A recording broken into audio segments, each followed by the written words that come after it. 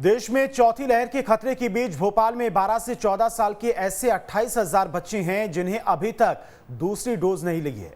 यह स्थिति तब है जब तीसरी लहर में भोपाल में करीब 2700 बच्चे संक्रमित हुए थे। देखिए रिपोर्ट।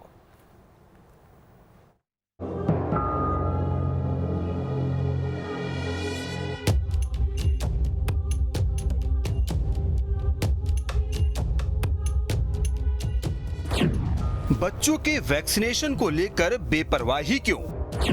भोपाल में 28,000 बच्चों को दूसरी डोज नहीं। चौथी लहर की दस्तक के बीच सावधानी जरूरी है। जी हां, अब देश भर में 12 से 14 साल के बच्चों को भी वैक्सीन लग रही है, लेकिन राजधानी भोपाल में बच्चों के वैक्सीनेशन को लेकर पेरेंट्स उत्साहित नहीं दिख रहे, क्योंकि आंकड़े तो यही बता रहे हैं। दरअसल भोपाल में 23 मार्च से बच्चों का वैक्सीनेशन शुरू हो गया था।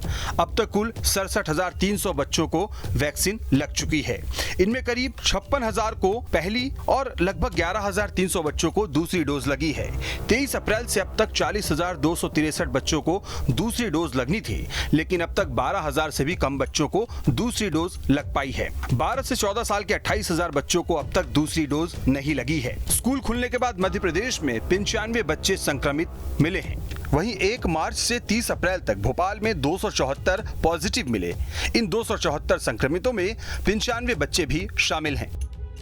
बहरहाल अब जानते हैं कि इतनी बड़ी तादाद में बच्चों को दूसरी डोज नहीं लगने के जोखिम क्या-क्या हैं। तो दरअसल दूसरी लहर में अकेले भोपाल में 2,699 बच्चे संक्रमित हुए थे। इनमें से 58% घर पर ठीक हो गए थे, जबकि 32% बच्चों को अस्पताल में एडमिट कराना पड़ा था। पिछले 6 महीने की बात करें तो भोपाल के जेपी और हमीदिया हॉस्पिटल में बच्चों की संख्या बढ़ी है। पीडियाट्रिक ओपीडी में करीब 30,000 से ज्यादा बच्चे चेकअप के लिए आए। इनमें से भी करीब 60% बच्चे तो ऐसे हैं जो सिर्फ 1 महीने में आए हैं। 12 और उससे कम उम्र के बच्चे नॉन वैक्सीनेटेड हैं। ऐसे में इन बच्चों पर संक्रमण का खतरा सबसे ज्यादा है। एमपी में स्कूल खुलने के बाद 95 बच्चे संक्रमित भी मिले हैं और ये सभी 10 साल से कम उम्र के हैं। तो आंकड़े बता रहे हैं कि बच्चों को लेकर थोड़ी भी लापरवाही भारी पड़ सकती है।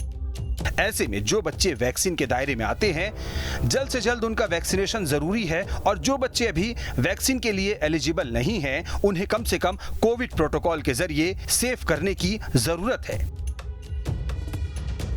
Team news state.